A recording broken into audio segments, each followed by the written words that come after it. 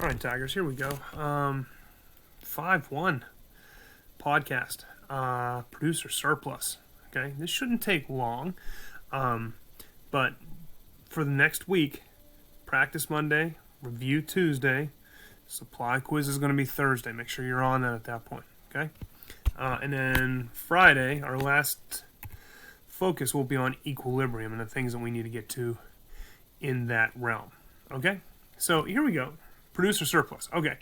It's a measure of the difference between the amount that a producer of a good receives and the amount that he or she would be willing to accept for that good. Okay? So, to make sure we're clear about this, let's draw in our demand curve. Okay, so here we go.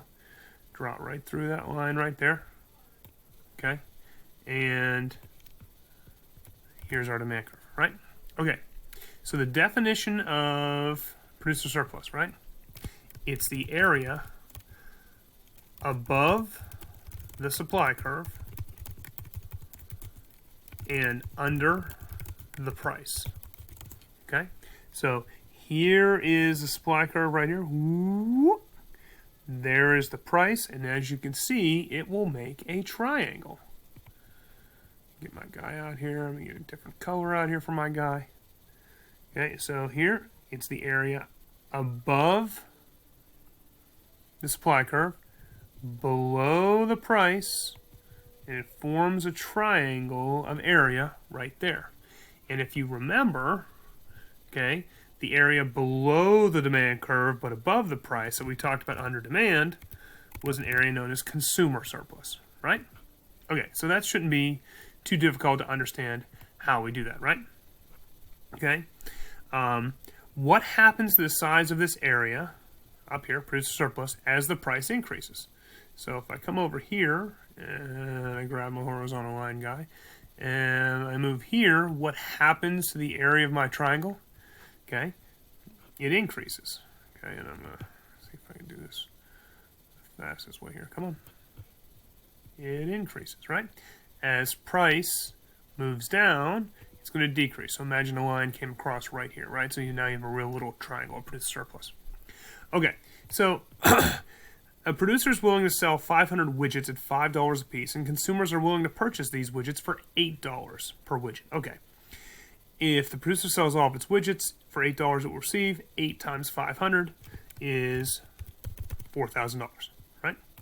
Okay, to calculate producer surplus, you subtract the amount the producer received by the amount it was willing to accept. Okay, so if it was willing to take $5 for a widget times 500, okay, that would be $2,500. So $4,000 minus $2,500 is $1,500. Okay, it's just like how you would calculate consumer surplus, what somebody was willing to pay minus what they actually paid, to get you an idea, right? Same type of idea. All right, so now we have a graph here. Okay, so the question is, what is this person's area of producer surplus? Okay, and remember the area of a triangle formula that hopefully you remember, the area equals 1/2, okay, the base times the height. Okay, so make sure you look right here. So as we go down here, oops, we have our little equation here, right? So the area equals 1/2. Okay, the base is 0 to 40, right? Okay, doesn't really matter what average order you do it. Okay, but here's the important part, right? Notice this triangle starts at 400 and ends in 2,000, right? Don't go all the way down to 0. That's sometimes a tricker where they can get you sometimes. Whoops. I'll widen this out. Okay, right? So the area equals, what is it, 20 times 1,600. Right, and I think 20 times 1,600 is 32,000, I believe. Right? To that point. No, it's 64,000. 32,000. Okay? So, last point I want to bring up. Like I told you, this is a short video. So if you understand consumer surplus, understanding this point of producer surplus isn't that big of a deal. Okay, here is our triangle of consumer surplus. Here is our triangle of producer surplus. And here is equilibrium. Notice that this entire big area here, there's not any waste. Okay, because when we get to the equilibrium point, consumer surplus is maximized, producer surplus is maximized, and, you know, when consumer surplus is maximized and producer surplus is maximized, what happens is we are at what's called total utility. And that point is maximized. Okay? Or some people call it total surplus, but I don't really like that point. Okay? But that's as good as it gets. That's equilibrium. Everybody's happy, riding unicorns, singing songs. We're good to go. The problem is, however, let me get my line guy out here, okay? If this is supposed to be equilibrium, okay? Free market economy, correct? And then all of a sudden, let's use a different color here. The government comes in and raises prices. Okay? And we're going to call this in the next unit, we're going to call it a price floor. Okay? Because you can't get down to where you need to be. And I'll explain why the floor is above later. Don't really worry about that point right now. But what happens is that when you hit this floor, it's going to cause a problem. Okay?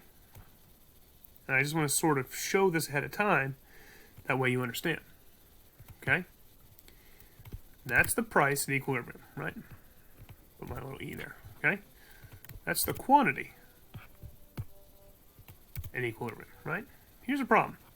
This is the demand curve. So when the price is higher, that's the quantity that is demanded because the price is high. People don't want as much of that item when the price is high.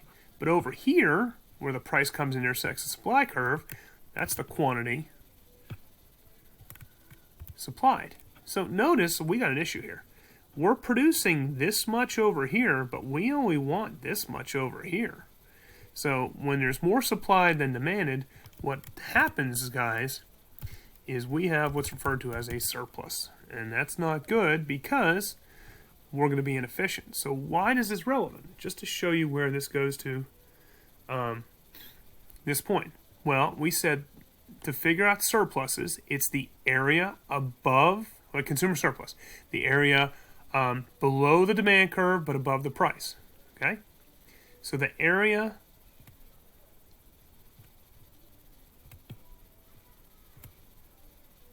is this point right now. Oh, I don't want to use blue. Shoot.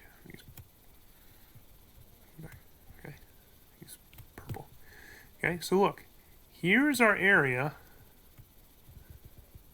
of consumer surplus. I'm using a different color here. Let's go green. Here is our area of producer surplus. Okay, so that's good. And then, oh no, here's what we don't want to talk about. Because here is an area that we refer to as a dead weight loss. And look how dark and scary and frightening this triangle is. I'm sorry that I'm missing a little bit here. It's hard to draw with a keyboard. But it's black and scary, like my ex-girlfriend's cold, dead heart. And that's what we're going to refer to the dead weight loss as. As cold and scary as my ex-girlfriend's cold, dead heart. But what happens is, look over here. This whole area is used by either consumers or producers. Now, only these two areas.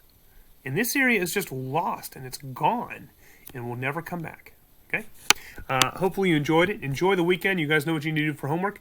Have a great day. Go Tigers.